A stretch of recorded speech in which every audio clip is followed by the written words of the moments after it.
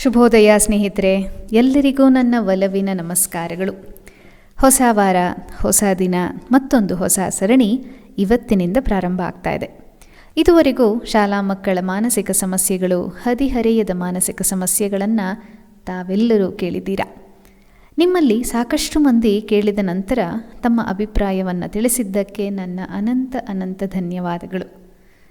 ತಾವೇನೋ ಮಾನಸಿಕ ಸಮಸ್ಯೆಗಳನ್ನು ತಿಳಿಸ್ಕೊಟ್ರಿ, ಅದು ಸರಿಯೇ, ಆದರೆ ಮನಸ್ಸಿನ ಬಗ್ಗೆ ಸ್ವಲ್ಪ ತಿಳಿಸ್ತೀರಾ ಅಂತ ನಿಮ್ಮಲ್ಲಿ ಹಲವಾರು ಜನ ನನಗೆ ತಮ್ಮ ಮೆಸೇಜ್ಗಳ ಮೂಲಕ ಕೇಳಿದ್ರಿ. ನೀವು ಕೇಳಿದ್ರಲ್ಲಿ ಬಹಳಷ್ಟು ಮಾಹಿತಿ ಇರೋದಂತೂ ನಿಜ. ಮನಸ್ಸಿನ ಬಗ್ಗೆ 108 ಪ್ರಶ್ನೆಗಳು ಇವೆ ಮೇಡಮ್, ಅದನ್ನು ನಾವು ಯಾರ ಹತ್ರ ಕೇಳೋದು, ಅದ್ರ ಬಗ್ಗೆ ನೀವು ಸ್ವಲ್ಪ ತಿಳಿಸ್ಕೊಡ್ತೀರಾ ಅಂದಾಗ ಬಹಳ ಸಂತೋಷವಾಯಿತು. ನಮ್ಮ ಮನಸ್ಸಿನಲ್ಲಿರೋದು 108 ಪ್ರಶ್ನೆಗಳಂತೂ ಸತ್ಯವಾದ ಸಂಗತಿ. ಅದರ ಬಗ್ಗೆ ಎಷ್ಟೊಂದು ಪ್ರಶ್ನೆಗಳು ನಮ್ಮಲ್ಲಿ ವಯಸ್ಸಾದಂತೆ, ಬದುಕಿನ ಹಲವಾರು ಸಂದರ್ಭಗಳು ಬದಲಾದಂತೆ, ನಮ್ಮ ವಾತಾವರಣ, ನಾವು ಭೇಟಿಯಾಗುವ ಜನಗಳು, ನಾವು ಬೆಳೆಸಿಕೊಳ್ಳುವ ಸಂಬಂಧಗಳು ಎಲ್ಲವೂ ನಮ್ಮನ್ನು ತಿದ್ದಿ ತೀಡಿ ಮಾರ್ಪಡಿಸುವಲ್ಲಿ ಅದರ ಕೈವಾಡವಿದೆ. ಅದರ ಬಗ್ಗೆ ಖಂಡಿತ ನಾವು ತಿಳಿದುಕೊಳ್ಳಲೇಬೇಕು. ನಮ್ಮ ಮನಸ್ಸು ಎಲ್ಲಿದೆ, ಹೇಗಿದೆ, ಅದರ ರಚನೆ, ಬೆಳವಣಿಗೆ ಹೇಗೆ, ಅದು ಹೇಗೆ ಕೆಲಸ ಮಾಡುತ್ತೆ, ಕೆಲವರ ಮನೋಸಾಮರ್ಥ್ಯ ಹೇಗೆ ಹೆಚ್ಚಾಗಿರುತ್ತೆ, ಕೆಲವರ ಮನೋಸಾಮರ್ಥ್ಯ ಕಡಿಮೆ ಯಾಕಾಗತ್ತೆ, ಚಂಚಲವಾದ ಮನಸ್ಸನ್ನು ಹತೋಟಿಯಲ್ಲಿಡುವುದು ಹೇಗೆ, ಮನಸ್ಸಿನ ಏಕಾಗ್ರತೆ, ನೆನಪಿನ ಶಕ್ತಿ, ವಿವೇಚನೆ, ಸಹನಾ ಶಕ್ತಿಯನ್ನು ಹೆಚ್ಚಿಸುವುದು ಹೇಗೆ, ಮನಸ್ಸಿಗೆ ಬರುವ ಕಾಯಿಲೆಗಳು ಅಂದರೆ ಯಾವ್ಯಾವುದು, ಅವುಗಳ ಲಕ್ಷಣಗಳೇನು, ಪರಿಹಾರವೇನು, ಮನಸ್ಸು ದಾರಿ ತಪ್ಪಿ ಅಪರಾಧ ಮಾಡುವುದು ಹೇಗಾಗತ್ತೆ, ಯಾಕಾಗತ್ತೆ, ಮನಸ್ಸು ಆತ್ಮದ ಸಂಬಂಧವೇನು, ಸತ್ತ ಮೇಲೆ ಆತ್ಮ ಇರತ್ತಾ, ಇದ್ದರೆ ಎಲ್ಲಿರುತ್ತೆ, ಅದು ಮತ್ತೊಂದು ಜನ್ಮವನ್ನು ಪಡೆಯುತ್ತಾ ಅಥವಾ ಅಂತರ್ಪಿಶಾಚಿಯಾಗುತ್ತಾ, ದೆವ್ವಾಭೂತಗಳು ಇರುವುದು ನಿಜವೇ, ನಮ್ಮ ಮನಸ್ಸಿನ ಕಲ್ಪನೆಗಳೇ, ಅಬ್ಬಬ್ಬಾ ಎಷ್ಟೊಂದು ಪ್ರಶ್ನೆಗಳು. ಇವಕ್ಕೆ ಉತ್ತರ ಎಲ್ಲಿದೆ ಎಂಬುದು ಹಲವಾರು ಜನರಿಗೆ ಪ್ರಶ್ನೆಗಳಾಗೇ ಉಳ್ಕೊಂಡಿರುತ್ತೆ. ಇವೆಲ್ಲಕ್ಕೂ ಉತ್ತರ ಈ ಸರಣಿಯಲ್ಲಿ ನಿಮಗೆ ಸಿಗತ್ತೆ. ಈ ಕೃತಿಯ ಲೇಖಕರು ಡಾಕ್ಟರ್ CR ಚಂದ್ರಶೇಖರ್ ಅವರಿಗೆ ನಮ್ಮ ಕೃತಜ್ಞತೆಗಳನ್ನು ತಿಳಿಸ್ತಾ, ಹಾಗೂ ಇದನ್ನು ಪ್ರಕಟಿಸಿರುವ ನವಕರ್ನಾಟಕ ಪ್ರಕಾಶಕರಿಗೂ ಕೂಡ ನಮ್ಮ ಧನ್ಯವಾದಗಳನ್ನು ತಿಳಿಸ್ತಾ, ಇವತ್ತಿನ ಸಂಚಿಕೆ ಮುಂದುವರಿಯುವ ಮುನ್ನ ನಮ್ಮ ಚಾನೆಲ್ಗೆ ಖಂಡಿತ ಮರೀದಿರ ಸಬ್ಸ್ಕ್ರೈಬ್ ಮಾಡಿ. ಈ ಉಪಯುಕ್ತವಾದ ಮಾಹಿತಿಯನ್ನು ನಿಮ್ಮ ಆಪ್ತರಿಗೂ ಶೇರ್ ಮಾಡಿ. ಮರೀದಿರ ನಿಮ್ಮ ಅಭಿಪ್ರಾಯವನ್ನು ಕಮೆಂಟ್ಗಳ ಮೂಲಕ ನನಗೆ ತಿಳಿಸೋದನ್ನು ಮಾತ್ರ ಮರಿಬೇಡಿ. ಇನ್ನು ಬನ್ನಿ, ಇವತ್ತಿನ ಕುತೂಹಲಕಾರಿ ಸಂಚಿಕೆಯನ್ನು ಕೇಳೋಣ.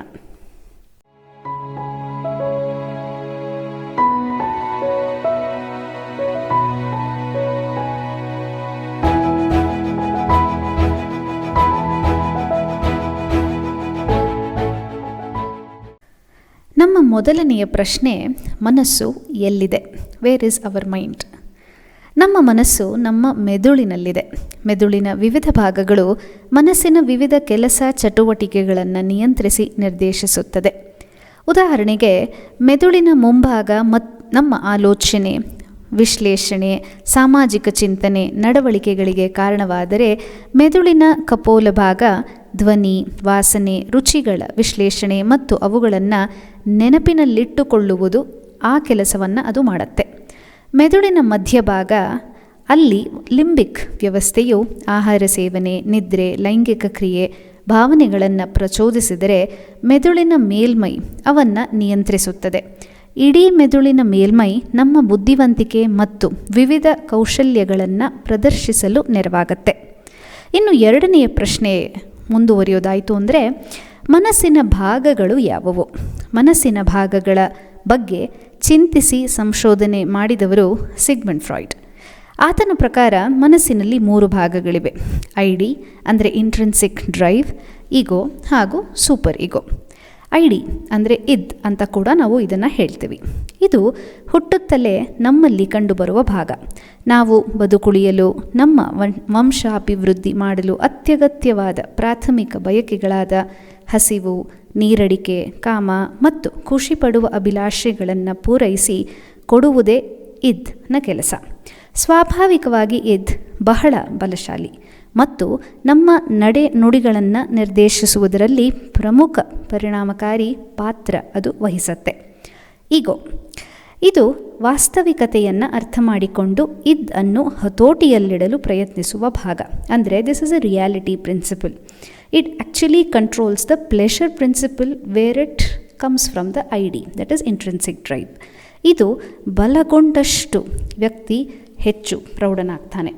ಇನ್ನು ಸೂಪರ್ ಈಗೋ ಅಂದರೆ ಏನಪ್ಪ ಅಂದರೆ ಅದು ನ್ಯಾಯ ಅನ್ಯಾಯ, ಧರ್ಮ ಅಧರ್ಮ, ಸರಿ ತಪ್ಪುಗಳ ವಿವೇಚನೆ ಮಾಡಿ ವ್ಯಕ್ತಿ ಸಾಮಾಜಿಕ, ಧಾರ್ಮಿಕ, ನೈತಿಕ ನೀತಿ ನಿಯಮಗಳನ್ನು ಪಾಲಿಸಲು ಒತ್ತಾಯಿಸುವ ಒಂದು ಭಾಗ. ಇದನ್ನು ನಾವು ಮಾರಲ್ ಪ್ರಿನ್ಸಿಪಲ್ ಅಂತ ಕೂಡ ಹೇಳಬಹುದು. It works on the morality. Super ego ಬಲವಾದಷ್ಟು ವ್ಯಕ್ತಿ ಹೆಚ್ಚು ಮಾನವೀಯತೆಯಿಂದ ನಡೆದುಕೊಳ್ತಾನೆ. ಅತ್ಯುನ್ನತ ಮಟ್ಟದಲ್ಲಿ ಮಹಾತ್ಮ, ಸಂತನಾಗ್ತಾನೆ. ಇನ್ನೊಂದು ಸಿದ್ಧಾಂತದ ಪ್ರಕಾರ ಮನಸ್ಸಿನಲ್ಲಿ ಜಾಗೃತ ಮನಸ್ಸು ಮತ್ತು ಸುಪ್ತ ಮನಸ್ಸು ಎಂಬ 2 ಭಾಗಗಳಿವೆ. ಅಂದರೆ conscious and the subconscious mind. ಜಾಗೃತ ಮನಸ್ಸಿಗೆ ಅಹಿತವನ್ನುಂಟು ಮಾಡುವ ಎಲ್ಲ ಆಸೆ, ಅನುಭವಗಳು, ದ್ವಂದ್ವಗಳು ಸುಪ್ತ ಮನಸ್ಸಿನೊಳಕ್ಕೆ ದೂಡಲ್ಪಡುತ್ತವೆ. ಸುಪ್ತ ಮನಸ್ಸಿನಲ್ಲಿರುವ ಈ ಅಂಶಗಳು ಜಾಗೃತ ಮನಸ್ಸಿನ ಅರಿವಿಗೆ ಬರುವುದಿಲ್ಲ. ಇನ್ನು 3ನೆಯ ಪ್ರಶ್ನೆಯನ್ನು ಕೇಳೋಣ ಬನ್ನಿ ಸ್ನೇಹಿತರೆ. ಮನಸ್ಸಿನ ರಚನೆ ಯಾವಾಗ ಮತ್ತು ಹೇಗೆ?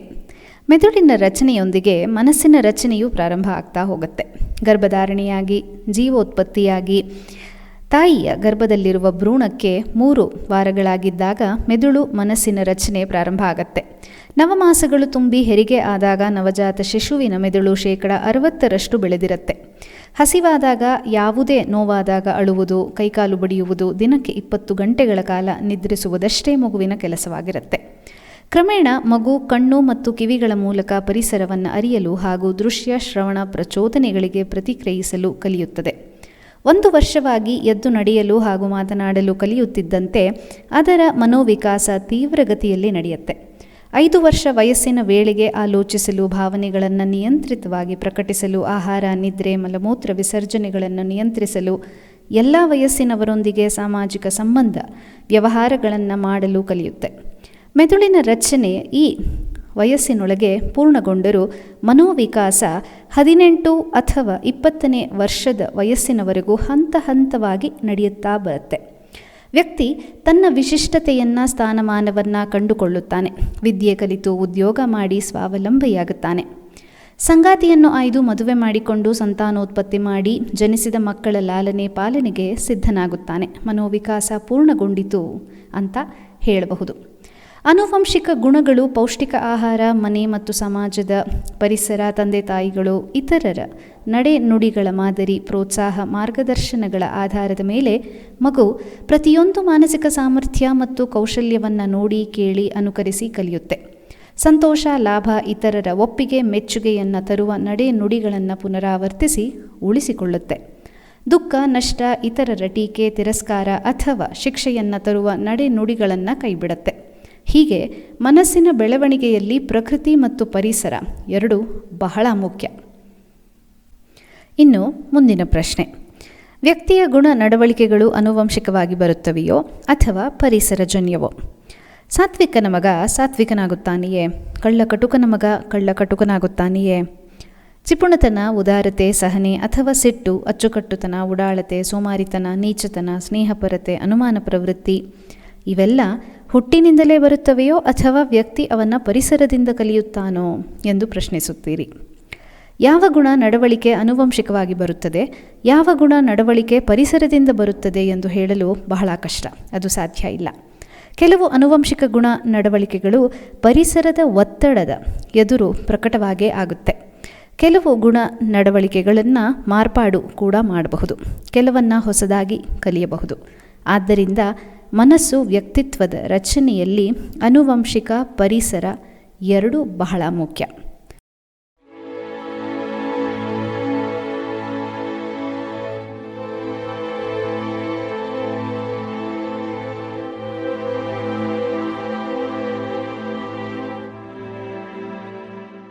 ಇನ್ನು ಮುಂದಿನ ಪ್ರಶ್ನೆ, ಮನಸ್ಸಿನ ಬೆಳವಣಿಗೆಯಲ್ಲಿ ಆಹಾರದ ಪಾತ್ರವೇನು? ಸಸ್ಯಾಹಾರ ಸಾತ್ವಿಕ ಗುಣಗಳನ್ನು, ಮಾಂಸಾಹಾರ ಸಿಟ್ಟು, ಕ್ರೌರ್ಯ, ಸ್ವಾರ್ಥದಂತಹ ಗುಣಗಳನ್ನು ಪ್ರಚೋದಿಸುತ್ತವೆಯಾ ಎಂಬುದು ಹಲವರಿಗೆ ಏಳುವ ಪ್ರಶ್ನೆ. ಇದಕ್ಕೆ ಉತ್ತರ ಇಲ್ಲಿದೆ.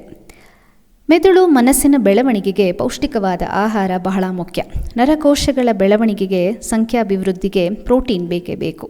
ನರಕೋಶಗಳ ಸರಾಗ ಚಟುವಟಿಕೆಗಳಿಗೆ ಗ್ಲೂಕೋಸ್ ಬೇಕು. ಜೀವಸತ್ವಗಳು ಅಂದರೆ ವಿಟಮಿನ್ಗಳು, ಕಬ್ಬಿಣ, ಅಯೋಡಿನ್, ಲವಣಾಂಶಗಳು ಅಲ್ಪ ಪ್ರಮಾಣದಲ್ಲಿ ಅತ್ಯಗತ್ಯ. ಅಂದರೆ ಸರಿ ಪ್ರಮಾಣದಲ್ಲಿ ಪಿಷ್ಟ ಪದಾರ್ಥ, ಪ್ರೋಟೀನ್, ವಿಟಮಿನ್ಗಳು, ಲೋಹ, ಕಬ್ಬಿಣಾಂಶ, ಲವಣಗಳು ಮಗುವಿನ ಆಹಾರದಲ್ಲಿ ಇರಬೇಕು. ಅವು ಸಸ್ಯ ಮೂಲದಿಂದ ಬಂದುವೆ ಅಥವಾ ಪ್ರಾಣಿ ಮೂಲದಿಂದ ಬಂದುವೆ ಎಂಬುದು ಮುಖ್ಯವಾಗುವುದಿಲ್ಲ. ಆದರೆ ಮನೋಭಾವ, ಧೋರಣೆ ದೃಷ್ಟಿಯಿಂದ ಮಾಂಸಾಹಾರ ಸ್ವಲ್ಪ ಮಟ್ಟಿಗೆ ಕ್ರೌರ್ಯವನ್ನು ಪ್ರಚೋದಿಸುತ್ತದೆ ಎಂಬುದು ಹಲವಾರು ರಿಸರ್ಚ್ಗಳ ಮೂಲಕ ಇದನ್ನು ಹೇಳಲಾಗಿದೆ. ನಮ್ಮ ಆಹಾರಕ್ಕಾಗಿ ಜೀವಂತವಿರುವ ಮೂಕ ಪ್ರಾಣಿಯ ವಧೆ ಮಾಡಬೇಕೇ? ಈ ದೃಷ್ಟಿಯಿಂದ ಹಾಗೂ ಆರೋಗ್ಯ ದೃಷ್ಟಿಯಿಂದ ಸಸ್ಯಾಹಾರ ಹೆಚ್ಚು ಅಪೇಕ್ಷಣೀಯ. ಬೆಳೆಯುವ ಮಕ್ಕಳಿಗೆ ಹಾಲು, ಹಣ್ಣು, ತರಕಾರಿ, ಸೊಪ್ಪುಗಳು, ಮೊಳಕೆ ಕಟ್ಟಿದ ಕಾಳುಗಳು ಪ್ರತಿದಿನದ ಆಹಾರದಲ್ಲಿ ಇರುವಂತೆ ನೋಡಿಕೊಳ್ಳಿ. ಸಸ್ಯಾಹಾರದಿಂದ ಪರಿಸರ ರಕ್ಷಣೆಯೂ ಆಗುತ್ತದೆ. ಪ್ರಾಣಿ ಮೂಲದ ಕಾಯಿಲೆಗಳು ಬರುವುದು ತಪ್ಪುತ್ತದೆ.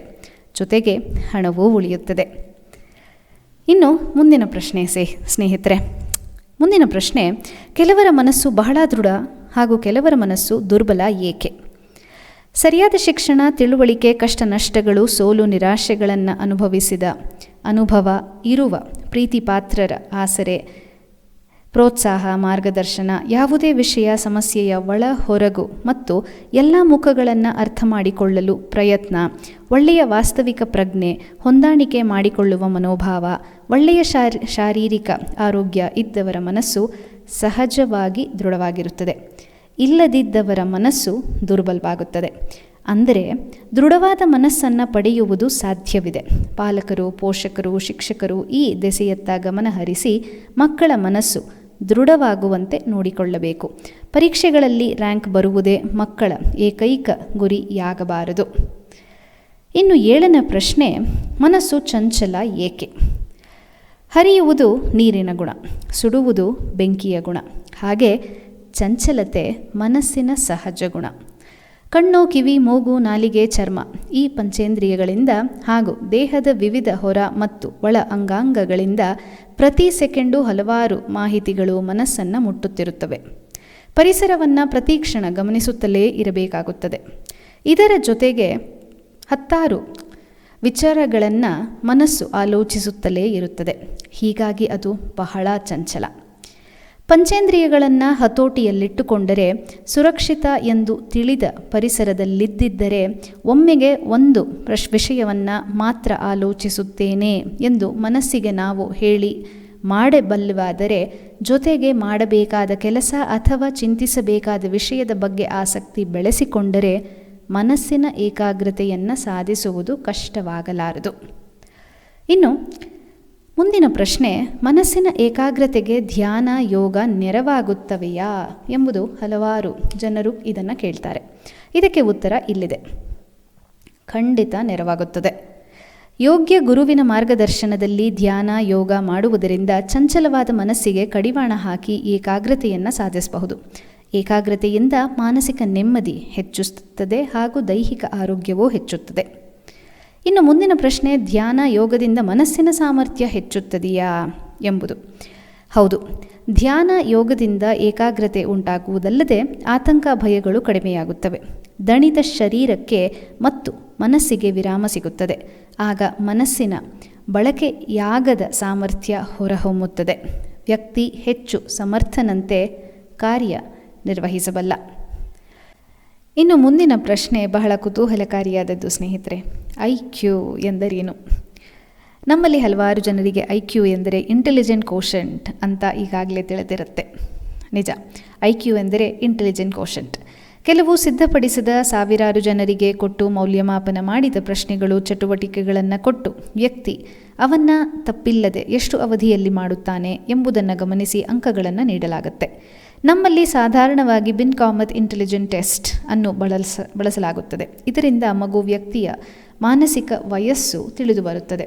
ಆದ್ದರಿಂದ IQವನ್ನು ಲೆಕ್ಕ ಹಾಕಬಹುದು. ಉದಾಹರಣೆಗೆ 12 ವರ್ಷ ವಯಸ್ಸಿನ ಹುಡುಗನ ಮಾನಸಿಕ ವಯಸ್ಸು 10 ಎಂದಾದರೆ ಐಕ್ಯೂವನ್ನು ಮಾನಸಿಕ ವಯಸ್ಸಿನ ಹಾಗೂ ನಿಜವಾದ ವಯಸ್ಸಿನೊಂದಿಗೆ ಭಾಗಿಸಿ 100ರಿಂದ ಗುಣಿಸಿದರೆ ಬರುವ ಸಂಖ್ಯೆಯೇ ಐಕ್ಯೂ. ಸಾಧಾರಣವಾಗಿ ಯಾವುದೇ ಸಮುದಾಯದಲ್ಲಿರುವ ಜನಗಳಲ್ಲಿ 68% ಮಂದಿಗೆ ಐಕ್ಯೂ 85ರಿಂದ 110 ಇರುತ್ತದೆ. ಆದ್ದರಿಂದ ಈ ಶ್ರೇಣಿಯನ್ನು ಆವರೇಜ್ ಐಕ್ಯೂ ಅಂತ ಕರೆಯಲಾಗುತ್ತೆ. ಐಕ್ಯೂ 70ಕ್ಕಿಂತ ಕಡಿಮೆ ಇದ್ದರೆ ಈ ಸ್ಥಿತಿಯನ್ನು ಬುದ್ಧಿಮಾಂದ್ಯತೆ ಎನ್ನಲಾಗುತ್ತದೆ. ಇನ್ನು ಬುದ್ಧಿಶಕ್ತಿ ಎಷ್ಟು ವಿಧ ಎಂಬುದನ್ನು ನಾವು ತಿಳಿಯಲೇಬೇಕು.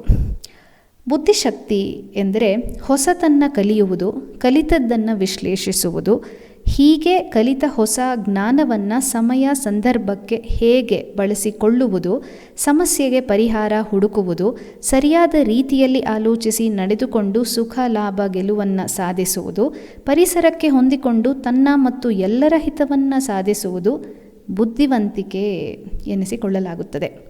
ನೀತಿ ನಿಯಮಗಳನ್ನು ಉಲ್ಲಂಘಿಸದೆ ಕಾನೂನು ಪಾಲಕರ ಕಣ್ಣು ತಪ್ಪಿಸಿ ಮೋಸ ವಂಚನೆ ಮಾಡುವುದನ್ನು ಈ ನಡುವೆ ಬುದ್ಧಿವಂತಿಕೆ ಎಂದು ತಪ್ಪಾಗಿ ಅರ್ಥೈಸುತ್ತಾರೆ.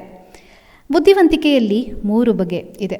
ಒಂದು ಅಮೂರ್ತ ಬುದ್ಧಿವಂತಿಕೆ, ಯಾಂತ್ರಿಕ ಬುದ್ಧಿವಂತಿಕೆ ಹಾಗೂ ಸಾಮಾನ್ಯ ಬುದ್ಧಿವಂತಿಕೆ. ಅಮೂರ್ತ ಬುದ್ಧಿವಂತಿಕೆ ಅಂದರೆ ಅಬ್ಸ್ಟ್ರಾಕ್ಟ್ ಥಿಂಕಿಂಗ್. ಸಂಕೇತಗಳನ್ನು ಗೂಢಾರ್ಥಗಳನ್ನು ಅರ್ಥ ಮಾಡಿಕೊಂಡು ಅಮೂರ್ತ ಆಲೋಚನೆ ಅಂದರೆ ಅಬ್ಸ್ಟ್ರಾಕ್ಟ್ ಥಿಂಕಿಂಗ್ಗಳನ್ನು ಮಾಡುವುದು. ಇನ್ನು 2ನೆಯ ಭಾಗ ಅಂದರೆ ಯಾಂತ್ರಿಕ ಬುದ್ಧಿವಂತಿಕೆ, ಮೆಕ್ಯಾನಿಕಲ್ ಥಿಂಕಿಂಗ್. ಯಂತ್ರತಂತ್ರಗಳನ್ನು ವಿಷಯಗಳನ್ನು ಅರ್ಥ ಮಾಡಿಕೊಳ್ಳುವುದು. ಇನ್ನು ಕೊನೆಯದಾಗಿ ಸಾಮಾನ್ಯ ಬುದ್ಧಿವಂತಿಕೆ, ಅದು 3ನೆಯ ಭಾಗ.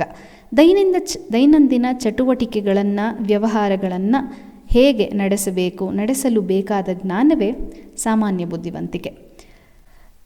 ಥರ್ಸ್ ಸ್ಟೋನ್ ಅವರ ಪ್ರಕಾರ ಬುದ್ಧಿವಂತಿಕೆಯಲ್ಲಿ 7 ಸಾಮರ್ಥ್ಯಗಳು ಇವೆ. ಭಾಷೆಯನ್ನು ಬಳಸುವ ಸಾಮರ್ಥ್ಯ ಅಂದರೆ ಮಾತು, ಓದು, ಬರಹ. ಇನ್ನು 2ನೆಯದು ಅನ್ನೋದಾಯಿತು ಅಂದರೆ ಸಂಖ್ಯೆಗಳನ್ನು ಬಳಸುವ ಸಾಮರ್ಥ್ಯ. 3ನೆಯದು ಕ್ಷೇತ್ರ ವೀಕ್ಷಣಾ ಸಾಮರ್ಥ್ಯ ಅಂದರೆ ನಕ್ಷೆಯನ್ನು ಓದುವ, ರಸ್ತೆಗಳನ್ನು ತಿಳಿಯುವ, ಯಾವುದೇ ದೃಶ್ಯ ಕ್ಷೇತ್ರದಲ್ಲಿರುವ ಎಲ್ಲ ವಿವರಗಳನ್ನು ತಿಳಿಯುವ ಸಾಮರ್ಥ್ಯ. 4ನೆಯದು ಅತಿ ಸೂಕ್ಷ್ಮ ವಿವರಗಳನ್ನು ಗಮನಿಸುವುದು, ಐ ಟು ಡೀಟೇಲ್ಸ್ ಅಂತ ಹೇಳ್ತೀವಲ್ವ ಅದು. ಇನ್ನು 5ನೆಯದು ಎನ್ನುವುದಾದರೆ ಯಾವುದೇ ಚಿಹ್ನೆ ಮತ್ತು ಸಂಕೇತಗಳ ಅರ್ಥವನ್ನು ತಿಳಿಯುವುದು. 6ನೆಯದು ನಿರರ್ಗಳವಾಗಿ ಆಸಕ್ತಿ ಕೆರಳಿಸುವಂತೆ ಮಾತನಾಡುವುದು. 7ನೆಯದು ನೆನಪು ಅಂದರೆ ಮೆಮೊರಿ. ಇದಿಷ್ಟು ಬುದ್ಧಿವಂತಿಕೆಯಲ್ಲಿ 7 ಸಾಮರ್ಥ್ಯಗಳು. ಇನ್ನು ಮುಂದಿನ ಪ್ರಶ್ನೆ ಎನ್ನುವುದಾಯಿತು ಅಂದರೆ ಹೆಚ್ಚು ಬುದ್ಧಿವಂತರಾಗಲು ಏನು ಮಾಡಬೇಕು? ಇದಕ್ಕೆ ಉತ್ತರ ಇಲ್ಲಿದೆ. ಸತತ ಅಭ್ಯಾಸ, ಪ್ರಯತ್ನ, ಸದಾ ಜ್ಞಾನವನ್ನು ಹೆಚ್ಚಿಸಿಕೊಳ್ಳಲು ಪ್ರಯತ್ನ ಅಂದರೆ ಓದು, ಮನನ, ಚರ್ಚೆ, ಪ್ರವಾಸ ಇದಕ್ಕೆ ಸಹಕಾರಿಯಾಗತ್ತೆ. ಭಾಷೆಯ ಯಶಸ್ವಿ ಬಳಕೆ, ಸಣ್ಣ ದೊಡ್ಡ ಸಮಸ್ಯೆಗಳನ್ನು ಬಿಡಿಸುವ ಅಭ್ಯಾಸ, ತನ್ನ ಮತ್ತು ಇತರರ ನಡೆ ನುಡಿಗಳ ಮತ್ತು ಅನುಭವಗಳ ವಸ್ತುನಿಷ್ಠ ವಿಶ್ಲೇಷಣೆ, ಹಿಂದಿನ ತಪ್ಪುಗಳಿಂದ ಪಾಠ ಕಲಿಯುವುದು, ಸೋಲಿನಿಂದ ಧೃತಿಗೆಡದೆ ಸದಾ ಪ್ರಯತ್ನಶೀಲರಾಗಿರುವುದು ಬುದ್ಧಿವಂತಿಕೆಯನ್ನು ಹೆಚ್ಚಿಸಲು ಬಹಳ ಸಹಾಯ ಮಾಡುತ್ತದೆ. ಇದರಿಂದಲೇ ಜ್ಞಾನಾಭಿವೃದ್ಧಿಯಾಗುತ್ತದೆ. ಇನ್ನು ಮುಂದಿನ ಪ್ರಶ್ನೆ, ಬುದ್ಧಿಶಕ್ತಿಯನ್ನು ಹೆಚ್ಚಿಸುವ ಔಷಧ, ಟಾನಿಕ್ ಇವೆಯೇ? ಇದು ಬಹಳ ಬಹಳ ಮುಖ್ಯವಾದ ಪ್ರಶ್ನೆ. ಇದಕ್ಕೆ ಉತ್ತರ ಇಲ್ಲ. ಅಂತಹ ಯಾವ ಔಷಧಿ, ಟಾನಿಕ್ ಇಲ್ಲ. ಅಂದರೆ ಬುದ್ಧಿಶಕ್ತಿಯನ್ನು ಹೆಚ್ಚಿಸುವ ಔಷಧ, ಟಾನಿಕ್ ಇಲ್ಲವೇ ಇಲ್ಲ. ಆದರೆ ಇಂತಹ ವಸ್ತುಗಳನ್ನು ಮಾರುಕಟ್ಟೆಯಲ್ಲಿ ಮಾರಾಟವಾಗುತ್ತವೆ.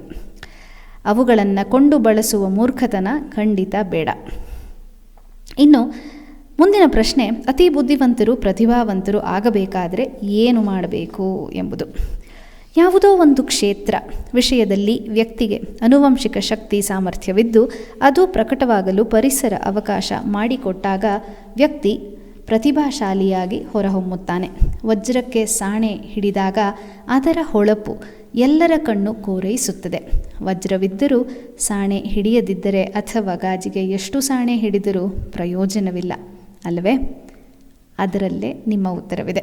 ಅದನ್ನು ನೀವು ಕಂಡುಕೊಳ್ಳಬೇಕು. ಇನ್ನು 15ನೇ ಪ್ರಶ್ನೆ, ಕೆಲವು ವಿಷಯದಲ್ಲಿ ಹೆಚ್ಚು ಬುದ್ಧಿವಂತರಾಗಿರುತ್ತಾರೆ. ಉದಾಹರಣೆಗೆ ಕೆಲವರು ವಿಜ್ಞಾನ ತಂತ್ರಜ್ಞಾನದಲ್ಲಿ ಹೆಚ್ಚು ಬುದ್ಧಿವಂತರು, ಕೆಲವರು ಸಂಗೀತ ಸಾಹಿತ್ಯ ಕಲೆಯಲ್ಲಿ ಹೆಚ್ಚು ಬುದ್ಧಿವಂತರು. ಹೀಗೇಕೆ? ಇದಕ್ಕೆ ಉತ್ತರ ಇಲ್ಲಿದೆ. ಇದಕ್ಕೆ ಮೆದುಳಿನ ಅರೆ ಗೋಳಗಳ ವೈಶಿಷ್ಟ್ಯತೆಯೇ ಕಾರಣ. ಮೆದುಳಿನ ಎಡ ಅರೆಗೋಳ ಹೆಚ್ಚು ವಿಕಾಸಗೊಂಡಿದ್ದರೆ, ಅಂದರೆ left hemisphere, if it would have evolved, that is where the logical and the critical thinking comes. ಆ ವ್ಯಕ್ತಿಗೆ ವಿಜ್ಞಾನ, ತಂತ್ರಜ್ಞಾನ, ಭಾಷೆಗಳು, ಸೂಕ್ಷ್ಮ ಅವಲೋಕನ ಹೆಚ್ಚು ಪ್ರಾವೀಣ್ಯತೆ ಬರುತ್ತದೆ. ಇನ್ನು ಮೆದುಳಿನ ಬಲ ಅರೆಗೋಳ ಅಂದರೆ ರೈಟ್ ಹೆಮಿಸ್ಫಿಯರ್ ಚೆನ್ನಾಗಿ ವಿಕಾಸ ಹೊಂದಿದ್ದರೆ ಅದು ಕ್ರಿಯೇಟಿವ್ ಥಿಂಕಿಂಗ್, ಸಂಗೀತ, ಸಾಹಿತ್ಯ, ಚಿತ್ರಕಲೆ, ನೃತ್ಯ, ಕುಶಲ ಕಲೆಗಳಲ್ಲಿ ಪ್ರಾವೀಣ್ಯತೆ ಹೊರಹೊಮ್ಮುತ್ತದೆ. ಆದ್ದರಿಂದ ಮಗುವಿನ ಅಭಿರುಚಿ ಮತ್ತು ಕಲಿಯುವ ಸಾಮರ್ಥ್ಯವನ್ನು ದಯವಿಟ್ಟು ಗಮನಿಸಿ. SSLCಯ ನಂತರ ಹರೆಯದ ವ್ಯಕ್ತಿ ವಿಜ್ಞಾನದ ಕೋರ್ಸ್ ತೆಗೆದುಕೊಳ್ಳಬೇಕೆ, ಕಲೆ ಅಥವಾ ವಾಣಿಜ್ಯದ ಕೋರ್ಸ್ ತೆಗೆದುಕೊಳ್ಳಬೇಕೆ ಎಂಬುದು ಆತ ಅಥವಾ ಆಕೆಯ ನಿರ್ಧಾರವಾಗಿರಲಿ. ಕುಟುಂಬ ಅಥವಾ ನಿಮ್ಮ ಪ್ರತಿಷ್ಠೆಗಾಗಿ ಆತ ಅಥವಾ ಆಕೆಯನ್ನು ನಿಮ್ಮ ಇಷ್ಟದ ಕೋರ್ಸ್ಗೆ ದಯವಿಟ್ಟು ದೂರಬೇಡಿ.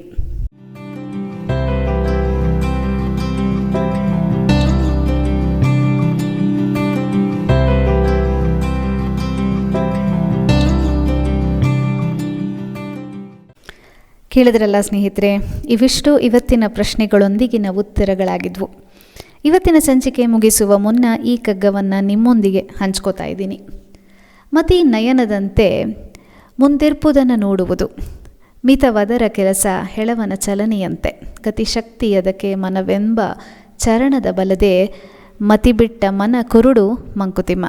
ಅಂದರೆ ನಮ್ಮ ಬುದ್ಧಿಯು ಕಣ್ಣುಗಳ ಮೂಲಕ ಮುಂದಿರುವುದನ್ನು ನೋಡುತ್ತವೆ. ಕುಂಟನ ಚಲನೆಯಂತೆ ಬುದ್ಧಿಯ ಕೆಲಸವು ಮಿತವಾದದ್ದು, ಮನಸ್ಸೇ ಅದಕ್ಕೆ ಕಾಲು. ಮನಸ್ಸಿನ ಶಕ್ತಿಯಿಂದಲೇ ಬುದ್ಧಿಯೂ ನಡೆಯುತ್ತದೆ. ಆದರೆ ಬುದ್ಧಿಯ ಬಲವಿಲ್ಲದ ಮನಸ್ಸು ಕೇವಲ ಕುರುಡು ಎಂದು ಮನಸ್ಸು ಬುದ್ಧಿಗಳ ಪರಸ್ಪರ ಸಂಬಂಧವನ್ನು ನಮಗೆ ಅರುಹಿದ್ದಾರೆ ಈ ಮುಕ್ತಕದಲ್ಲಿ DVG ಅವರು. ಬುದ್ಧಿ, ಮನೋಬಲ, ನಮ್ಮ ನಂಬಿಕೆಗಳು, ನಮ್ಮ ನಡತೆ, ನಮ್ಮ ಮನಸ್ಥಿತಿ, ನಮ್ಮ ವ್ಯಕ್ತಿತ್ವ ಇವೆಲ್ಲವೂ ಪದರ ಪದರವಾಗಿ ನಿಮ್ಮ ಮುಂದೆ ತೆರೆದುಕೊಳ್ಳಲಿದೆ. ತಪ್ಪದೀರ ಎಲ್ಲ ಸಂಚಿಕೆಗಳನ್ನು ಕೇಳಿ. ಇನ್ನು ಹಲವು ಪ್ರಶ್ನೆಗಳಿಗೆ ಉತ್ತರವೀಯುತ್ತಾ ಮುಂದಿನ ಸಂಚಿಕೆಯಲ್ಲಿ ನಿಮ್ಮ ಭೇಟಿ. ಅಲ್ಲಿಯವರೆಗೂ ನನ್ನ ಸವಿನಯ ನಮಸ್ಕಾರಗಳು.